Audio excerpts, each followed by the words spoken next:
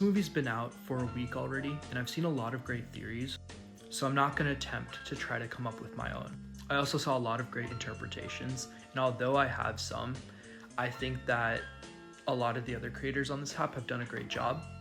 So instead, I want to talk about the three things that stood out to me as someone who loves the genre of horror.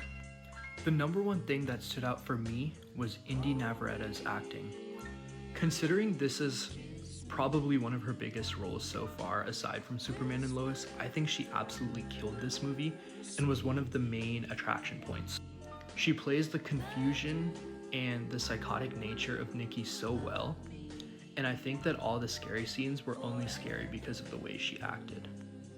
Also, some of the weird faces and dialogue delivery that she had during this movie really captured the feeling or the emotion of obsession. The second thing that stood out to me was how well this movie was made, considering how low budget it was. Now, since I watched this movie a week late, I knew that the budget was super low, and so I went into the theater looking to be nitpicky. However, I think this movie was really well produced, and I really didn't see too many details that alluded to the fact that this was a super low budget movie. And a week out, this movie has done so good in terms of return on investment from what the budget was versus how well it's done, and it's on track to be one of the most successful movies. The third thing that stood out was the scare factor. Now, I watch a ton of horror movies, and the way that this movie was made, it's not aiming to do the typical jump scare or scare you with a ton of gore or just really grisly images.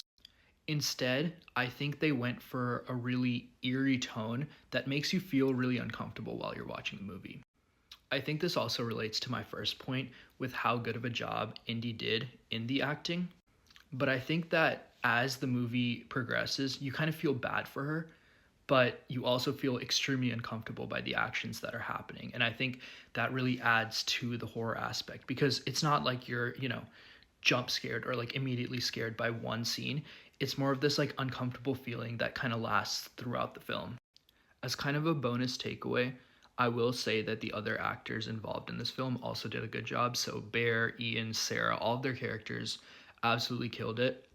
I think Michael Johnston in particular did a really good job.